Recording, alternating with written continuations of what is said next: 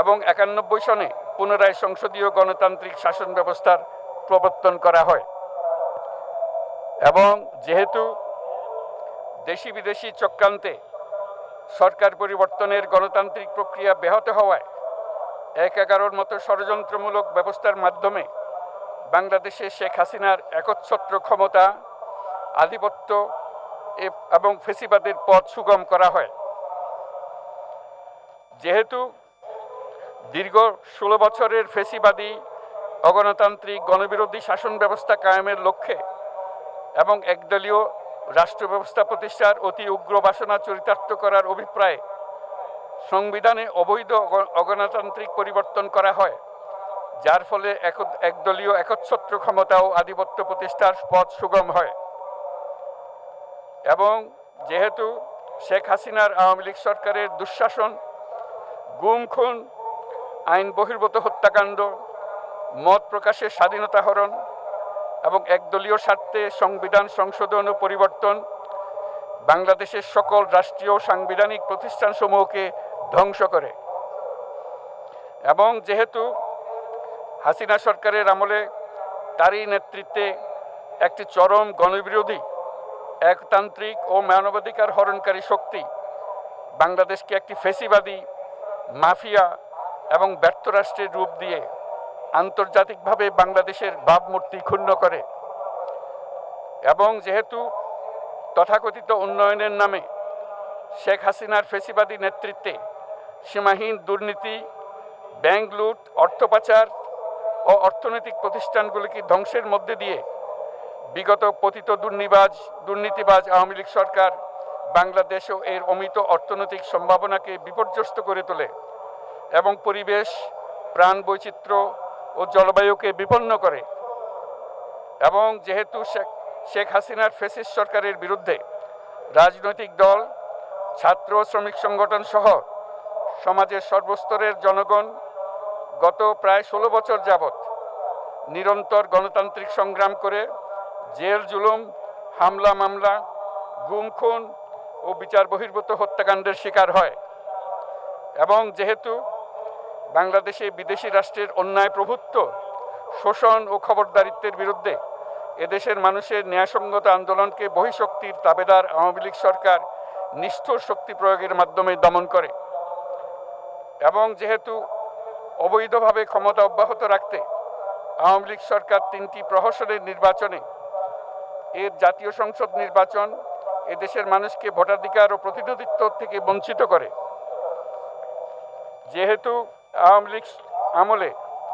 ভিন্ন মতের রাজনৈতিক নেতাকর্মী, শিক্ষার্থী, তরুণদের নিষ্ঠুরভাবে নির্যাতন করা হয় এবং সরকারি চাকুরিতে একচেটিয়া দলীয় নিয়োগ এবং কোটাভিত্তিক বৈষম্যের কারণে ছাত্র, চাকুরি প্রার্থী, নাগরিকদের মধ্যে চরম ক্ষোভের জন্ম হয়। এবং যেহেতু বিরোধী রাজনৈতিক দল সংগঠনের উপর চরম নিপীড়নের ফলে দীর্ঘদিন ধরে জনরোষের সৃষ্টি হয় এবং জনগণ সকল বৈধ প্রক্রিয়া অবলম্বন করে ফ্যাসিবাদ বিরোধী লড়াই চালিয়ে যায়। এবং যেহেতু সরকারি চাকরিতে বৈষম্যমূলক কোটা ব্যবস্থা বিলোপ ও দুর্নীতি প্রতিরোধে বৈষম্য বিরোধী ছাত্র আন্দোলন চলাকালে আওয়ামী লীগ সরকার কর্তৃক ব্যাপক দমন পীড়ন, বর্বর অত্যাচার, মানবতা বিরোধী হত্যাকাণ্ড চালানো হয়, যার ফলে সারা দেশে দলমত নির্বিশেষে ছাত্র জনতার উত্তাল গণবিক্ষোভ গণ অভ্যুত্থানের রূপ নেয়। এবং যেহেতু ফ্যাসিস্ট শক্তির বিরুদ্ধে অদম্য ছাত্র জনতার অভ্যুত্থানে রাজনৈতিক দল, ধর্মীয়, সামাজিক, সাংস্কৃতিক, পেশাজীবী, নারী ও শ্রমিক সংগঠনসমূহ সমাজের সকল স্তরের মানুষ যোগদান করে এবং আওয়ামী ফ্যাসিবাদী বাহিনী রাজপথে নারী, শিশু সহ প্রায় 1000 মানুষকে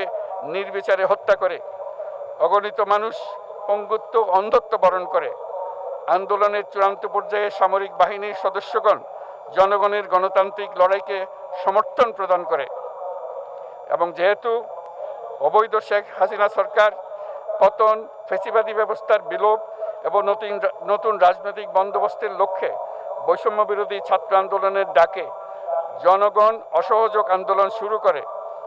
পরবর্তী সময়ে 5ই আগস্ট ঢাকা অভিমুখে লং মার্চ পরিচালনা করে এবং ফ্যাসিবাদ বিরোধী আন্দোলনরত সকল রাজনৈতিক দল, ছাত্র জনতা তথা সর্বস্তরের সকল শ্রেণীর পেশার আপামর জনসাধারণ তীব্র আন্দোলনের চূড়ান্ত পর্যায়ে গণভবনমুখী জনতার উত্তাল যাত্রার মুখে ফ্যাসিস্ট হাসিনা 5ই আগস্ট 2024 তারিখে পদত্যাগ করে দেশ ছেড়ে পালিয়ে যেতে বাধ্য হয়। এবং যেহেতু বাংলাদেশের রাজনৈতিক ও সাংবিধানিক সংকট মোকাবেলায় গণঅভ্যুত্থানের মধ্য দিয়ে ব্যক্ত জনগণের সার্বভৌমত্বের প্রত্যয় ও প্রয়োগ রাজনৈতিক ও আইনি উভয় দিক থেকে যুক্তিসঙ্গত, বৈধ ও আন্তর্জাতিকভাবে স্বীকৃত এবং যেহেতু জনগণের দাবি অনুযায়ী এরপর অবৈধ দ্বাদশ জাতীয় সংসদ ভেঙে দেওয়া হয় এবং সংবিধানের 106 অনুচ্ছেদ অনুসারে সুপ্রিম কোর্টের মতামতের আলোকে সাংবিধানিকভাবে ডক্টর মোহাম্মদ ইউনূসের নেতৃত্বে 8ই আগস্ট 2024 তারিখে একটি অন্তর্বর্তীকালীন সরকার গঠন করা হয়। এবং যেহেতু বাংলাদেশের সর্বস্তরের জনগণের ফ্যাসিবাদ বিরোধী তীব্র আকাঙ্ক্ষা এবং ছাত্র জনতার অভ্যুত্থানের মধ্য দিয়ে ফ্যাসিবাদ বৈষম্য দুর্নীতিমুক্ত সমাজ ও রাষ্ট্র বিনির্মাণের অভিপ্রায় প্রকাশিত হয়, সেই হেতু বাংলাদেশের জনগণ সুশাসন ও সুষ্ঠু নির্বাচন, ফ্যাসিবাদী শাসনের পুনরাবৃত্তি রোধ, আইনের শাসন, অর্থনৈতিক ও সামাজিক ন্যায় বিচার নিশ্চিত করার লক্ষ্যে নিয়মতান্ত্রিক উপায়ে